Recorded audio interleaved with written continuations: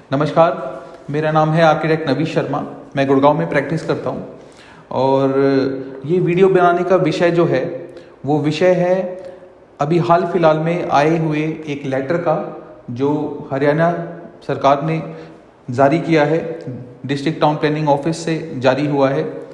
और ये जो लेटर है ये है amendment in Haryana building codes 2017। ये 3 पेजेस का ये लेटर है। 3 पेजेस का ये लेटर है। इंट्रोडक्शन के बाद इसके अंदर 5 बातें कही गई हैं, जिसमें सबसे जो मेन मुद्दा है वो है ग्राउंड कवरेज का, जो कि बढ़ाई जा रही है, ऐसी बात की गई है। इसमें फिलहाल लेटर का जो मेन आपका जो मेन फ्रंट पेज पे आप पढ़ते हैं तो वो लिखा हुआ है for the purpose of inviting objections and suggestions. तो आज हम इस बारे में बात करेंगे कि ये जो करने जा रही है सरकार, जिस पे इन्होंने ऑब्जेक्शंस और सजेशन मांगा है, ये सही है, कितना सही है और क्या गलत है इसमें, तो इसका एक बार विश्लेषण करेंगे। अब पहले पेज में ये बात करके जो मेन मुद्दा शुरू होता है वो सेकंड पेज से शुरू होता है, जहां इन्होंने बात करी है सबसे मेजरली जो मेन बात की है इन्होंने वो की है ग्राउंड कवरेज के ऊपर। तो जिनका पॉइंट ए है, जो टेबल इन्होंने प्रोवाइड किया है उसमें प्लॉट्स जितने हैं गुड़गांव के अंदर, कैटेगरीज 5 हैं प्लॉट्स की, जो कि इस तरीके से उनको डिवाइड किया गया है। Up to 100 square meters, about 100 to 250 square meters के प्लॉट साइजेस हैं, अबाउ 250 टू 350 स्क्वायर मीटर्स के प्लॉट साइजेस हैं, अबाउ 350 टू 500 स्क्वायर मीटर के प्लॉट साइजेस हैं, और उससे ऊपर 5वीं कैटेगरी 500 से लेकर के 1000 स्क्वायर मीटर के प्लॉट साइजेस हैं। अभी इन्होंने क्या किया है, जो 250 स्क्वायर मीटर से प्लॉट साइजेस बिलो हैं, नीचे हैं, उन सब की ग्राउंड कवरेज जो है वो इन्होंने 66 से बढ़ा करके 75% प्रपोज की है। हालांकि इसमें एफआईआर का कोई भी जिक्र नहीं किया गया है। अभी जो करंटली एफआईआर चल रही है 250 स्क्वायर मीटर से नीचे जो प्लॉट हैं उनकी एफआईआर अभी 264% है, मैक्सिमम एफआईआर, जिसमें परचेजेबल और फ्री भी आती है। लेकिन यहाँ इन्होंने सिर्फ और सिर्फ सिंगल लेवल पे मैक्सिमम ग्राउंड कवरेज की बात करी है। एफआईआर को 264 से बढ़ा करके क्या कर रहे हैं वो नहीं लिखा है। 66% ग्राउंड कवरेज जो अभी फिलहाल करंटली हमारे पास है उसको मल्टीप्लाइड बाई हम 4 करते हैं, स्ट्रीट के ऊपर 4 फ्लोर्स, तो वो 264% आ जाता है। इस हिसाब से 75 को 4 से मल्टीप्लाई करेंगे तो 300% आ जाता है, जो कि यहाँ पर ऐसा कुछ जिक्र हुआ नहीं है। एक तो ये चीज़ है इसके अंदर। उसके बाद जो 250 स्क्वायर मीटर से ऊपर प्लॉट साइजेस है 1000 स्क्वायर मीटर तक, उनकी एफआईआर का भी जिक्र नहीं है। सिंगल लेवल पे जो मैक्सिमम ग्राउंड कवरेज आज की डेट में हमारे पास अवेलेबल है वो 60% है, उसको बढ़ा करके इन्होंने 66% कर दिया, यानी 6% की वृद्धि उसमें की गई है। 66% जो पहले था हमारे पास 250 से नीचे, उसको बढ़ा करके इन्होंने 75% कर दिया है, यानी 9% की उसके अंदर इन्होंने वृद्धि की है। तो इसी के ऊपर भी बात कर रहे हैं हम। और इसमें पुरानी एफआईआर लिखी है जो फ्री मिलती है। एफआईआर फ्री मतलब जिससे जितना एफआईआर का हम बनाते हैं तो हमें पैसे नहीं उसके परचेजेबल एफआईआर के भरने पड़ते हैं, उससे ऊपर भरना पड़ता है। और इसके बाद आगे भी कुछ बातें कही हैं। इससे अगला जो पॉइंट है हमारे पास वो एक टेबल जिसमें इंस्टीट्यूशनल और एजुकेशनल जो हमारे पास प्लॉट साइजेस हैं उनकी ग्राउंड कवरेज 35% कर दी है, वो है, उसके बारे में बात की गई है। उसके आगे फिर हाइट की बात की गई है, जो एग्जिस्टिंग ऑलरेडी हम कर रहे हैं 16.5 वही कैरी कर रहे हैं, वही इसमें लिखा हुआ है। और सबसे मेजर ये है जो हमारे पास ग्राउंड कवरेज का विषय है, अभी आज हम उसी के बारे में बात करेंगे। तो हमने जब इसकी कैलकुलेशन की 75% जो अभी हमें ग्राउंड कवरेज मिल रहा है वो सही है या नहीं सही है, तो उसमें 3-4 चीज़ों को हमने विश्लेषण किया।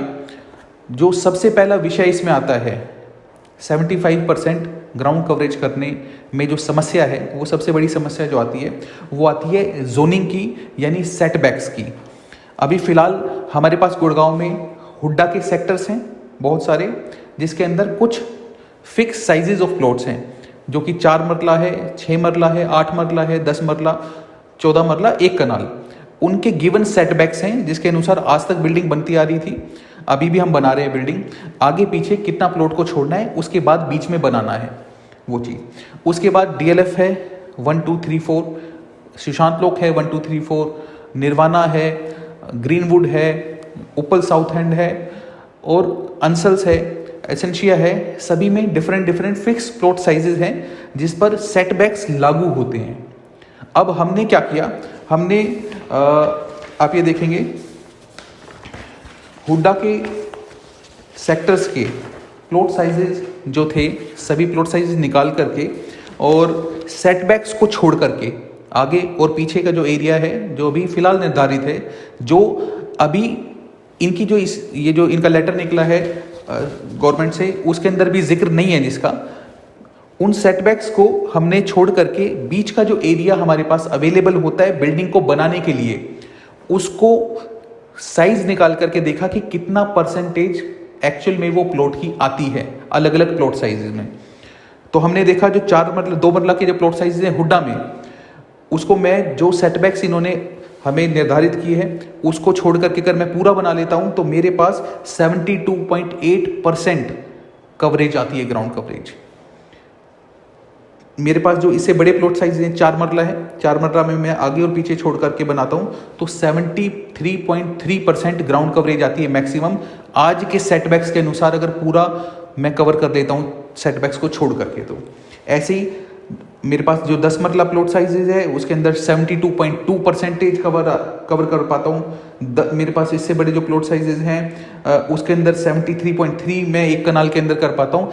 यानी किसी भी प्लॉट साइज के अंदर मैं 75% कवर कर ही नहीं पाता हूँ अगर मेरे सेटबैक्स यही रहते हैं। तो जो आज भी हैं 75% मुझे कवर करने के लिए सेटबैक्स को रिलैक्स करना पड़ेगा, सेटबैक्स को शॉर्ट करना पड़ेगा। यानी आज अगर मैं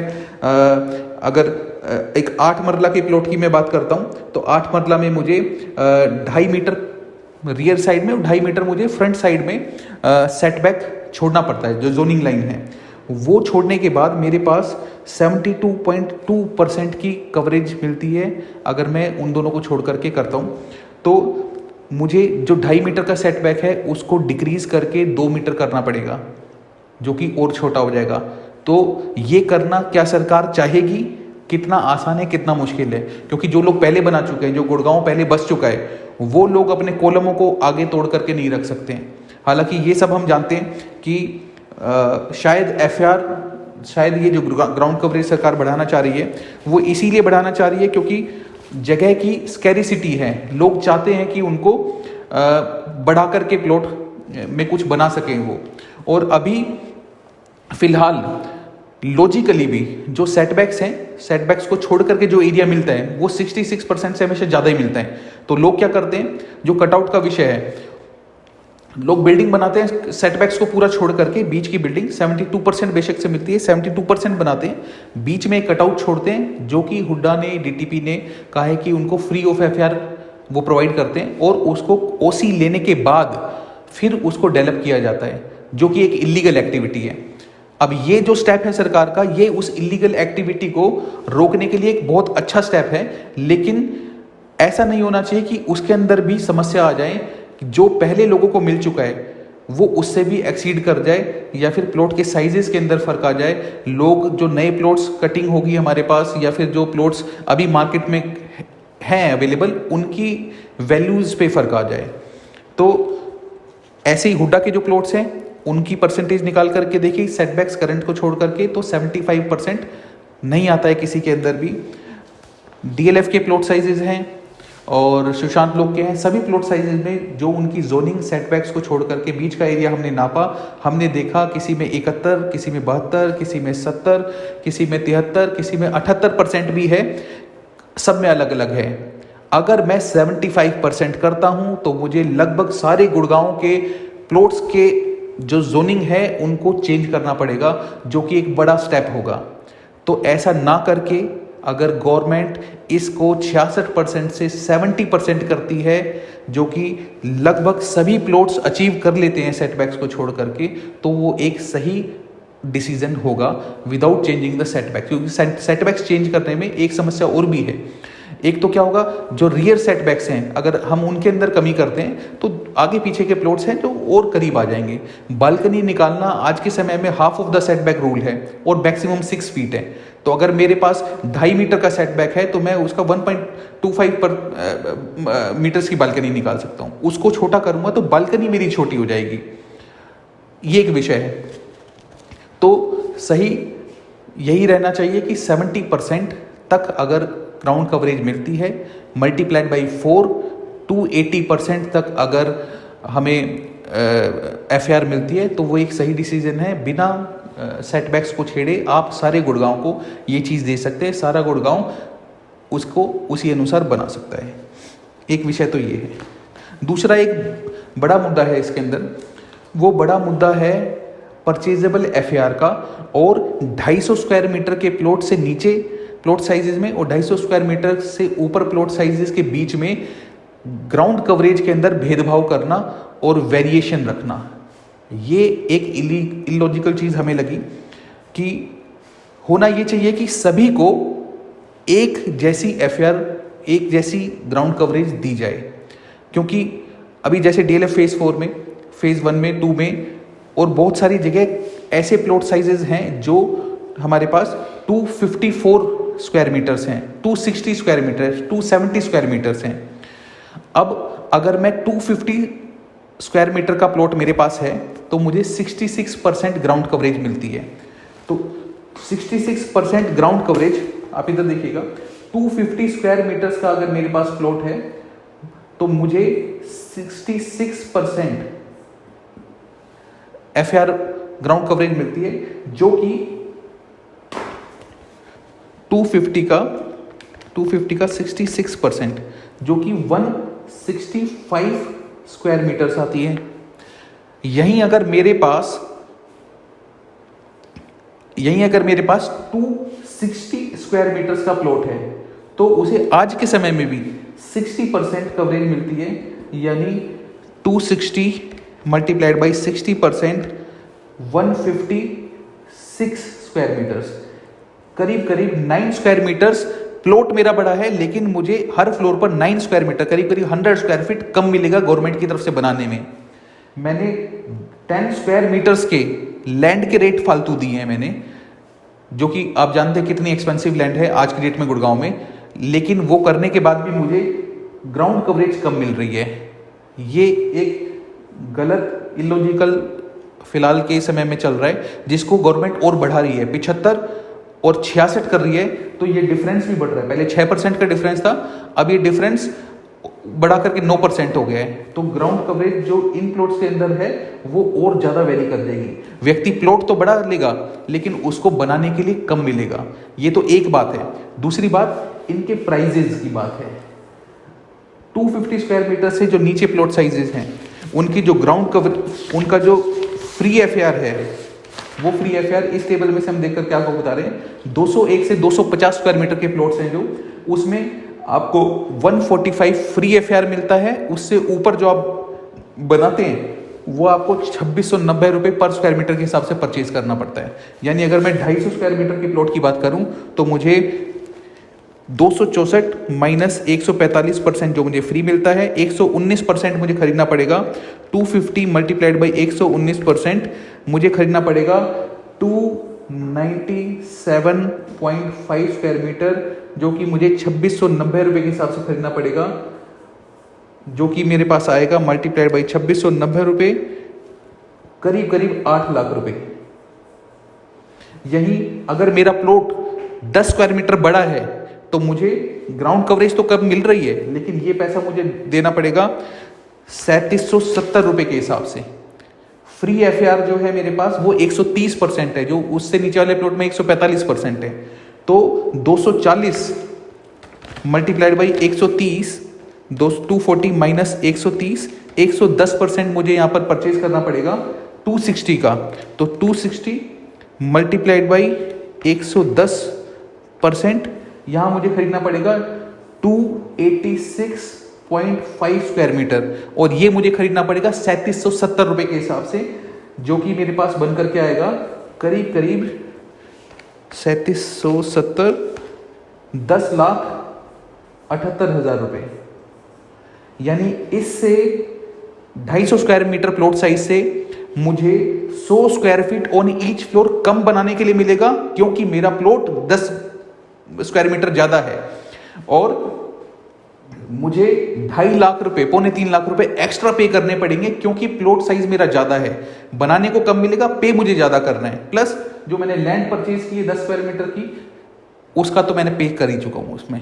तो ये चीज़ को ख़त्म करने के लिए एक मात्र ग्राउंड कवरेज रखनी चाहिए सभी प्लॉट्स के लिए, ताकि बेनिफिट सबको पूरा मिल सके। बहुत सारे क्लाइंट हमारे पास आते हैं इस प्लॉट साइज में, जब वो खरीद करके हमारे पास पहुंचते हैं, हम प्लानिंग शुरू करते हैं, उनको बताते हैं कि सर आपको ये एरिया 60% मिलेगा, तो वो कहते हैं कि ये तो मैंने 250 स्क्वायर मीटर के प्लॉट साइज से भी मुझे कम मिला। तो बाद में उनको निराशा होती है। सिर्फ सरकार की जो पॉलिसी है, क्या सोच करके बनाया होगा ये मैं नहीं जानता, लेकिन 70% सभी को मिल जाए, बिना जोनिंग को छेड़े, सेटबैक्स को छेड़े। पूरी जो स्ट्रीट लाइन है, चाहे वो हुड्डा के सेक्टर्स हो, चाहे कॉलोनीज हो, उनकी जो स्ट्रीट लाइन है, सामने जो कॉलम्स आते हैं, दीवार आती हैं, वो सामने से 10 फीट छोड़ करके अगर जोनिंग का है उनका, तो सब 10 फीट नजर आए। ऐसा ना हो कि अब आप उसको, पहले जो 10 फीट का आपका सेटबैक था, आप उसको 8 कर दें 75% अचीव करने के लिए, और पुराने मकान पीछे नजर आए, नए मकान आगे नजर आए। स्ट्रीट लाइन खराब होगी, ज़रूरत नहीं है किसी भी तरीके से। 70% सही इसका इलाज है, ये चीज़ है।